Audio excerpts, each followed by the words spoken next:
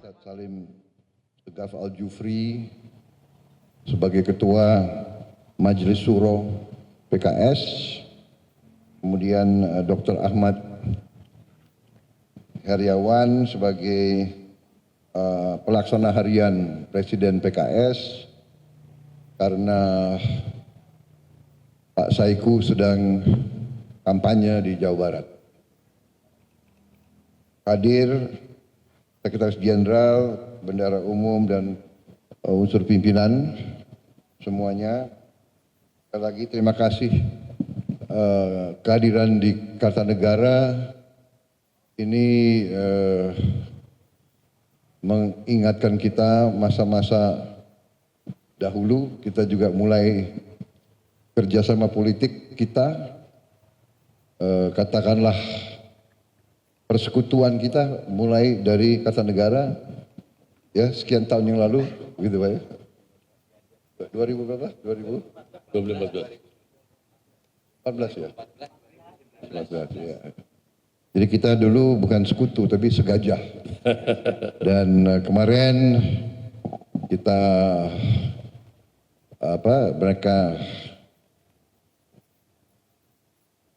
ada pilihan berbeda, kita tidak masalah, mereka izin berbeda, kita juga tetap bersahabat. Itulah yang kita inginkan, politik di Indonesia, politik yang selalu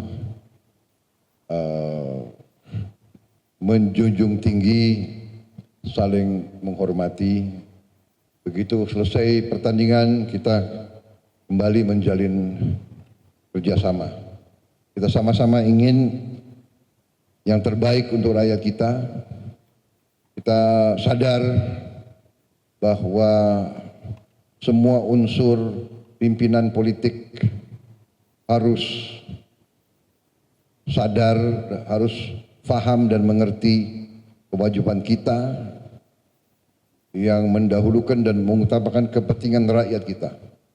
Dan karena itu setiap upaya menjalin kerjasama adalah sesuatu yang sangat kita hargai dan junjung tinggi, dan saya sangat terima kasih kehadiran kawan-kawan kita dipimpin langsung oleh Ustadz Salim, langsung Ketua Majelis Syuronya,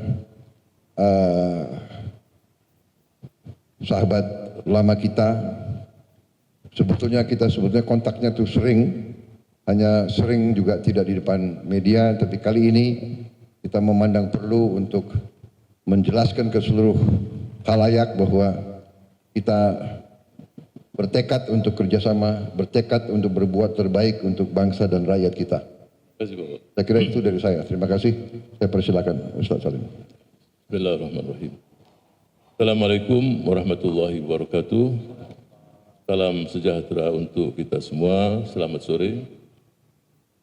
Alhamdulillah sore hari ini kami rombongan dari Partai Keadilan Sejahtera, saya sebagai Ketua Majelis Syura bersilaturahim kepada Bapak Presiden terpilih 2024-2029 Bapak Prabowo Subianto.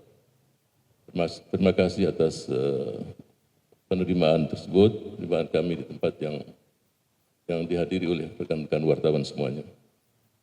Yang kedua, kami mengucapkan sekali lagi dan bahkan yang kedua, ucapan selamat atas terpilihnya Bapak sebagai Presiden Republik Indonesia 2024-2029. Seiring doa, mudah-mudahan Bapak selalu diberikan kesehatan, keafiatan, kekuatan untuk memimpin bangsa dan negara tercinta ini. Rekan-rekan wartawan yang saya hormati, tadi sudah dijelaskan hubungan PKS dengan Bapak Prabowo Subianto, Partai Gerindra, hubungan yang sangat panjang dan sangat dalam, bahkan terbangun satu hubungan batin yang sangat erat sekali. Tahu dilempar di Pantai Belawan, rame berterbangan burung merpati. Jauh sudah kami berjalan, namun hubungan yang indah tersebut tetap di hati kami.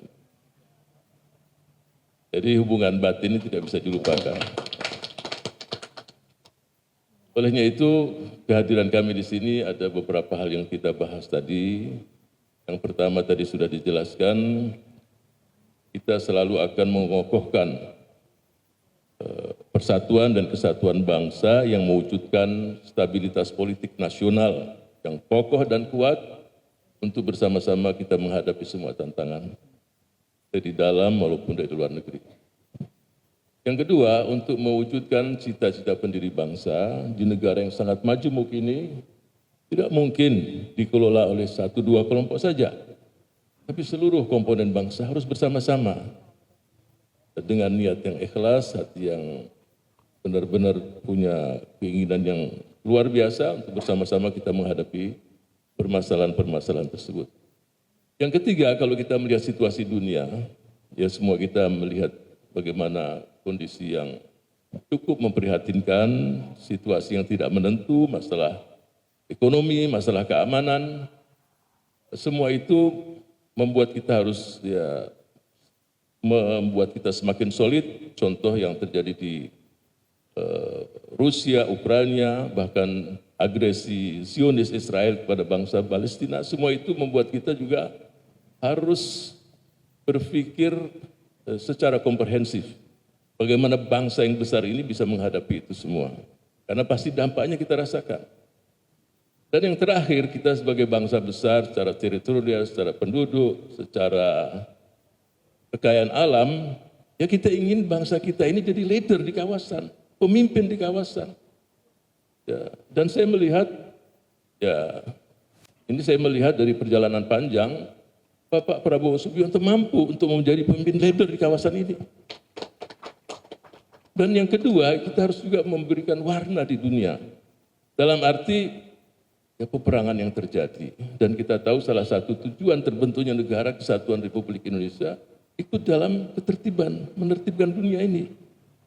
Apalagi kalau sampai terjadi ya kedamaian di sekitar sekian banyak titik di dunia ini. Bahkan yang kita berharap agar juga bangsa ini bekerja keras untuk mewujudkan kemerdekaan saudara-saudara kita di Palestina. Dan itu sudah ada dalam konstitusi kita. Nah, kalau itu terwujud, saya yakin juga negeri yang sama-sama kita cinta ini tidak akan dilupakan oleh bangsa Palestina. Mereka punya hak untuk meraih kemerdekaan. Sebagaimana ketika kita merdeka, merekalah yang pertama memberikan apresiasi, bahkan menerima kemerdekaan bangsa Indonesia. Jadi itulah semua yang membuat kita semangat untuk bersama-sama bergabung dalam pemerintahan Bapak Presiden Pak Prabowo Subianto. Itulah yang kita inginkan, karena semua ini alasan yang kuat kita bergabung di pemerintahan Bapak Prabowo Subianto. Olehnya itu, sebagai penutup saya akan memberikan satu pantun, Bapak. Kalau tak ada kapal pinisi, manalah sanggup kita arungi dunia. Kalaulah kami tidak berkoalisi, manalah sanggup majukan bangsa. Nah itu. Jadi kita berkoalisi, insya Allah kita akan majukan bangsa Indonesia mencapai cita-citanya. Terima kasih. Assalamualaikum warahmatullahi wabarakatuh. Saya hanya punya satu pantun untuk PKS. 1, 2 cempaka biru, 3, 4 dalam jambangan. Kalau mendapat kawan baru, kawan lama dilupa jangan.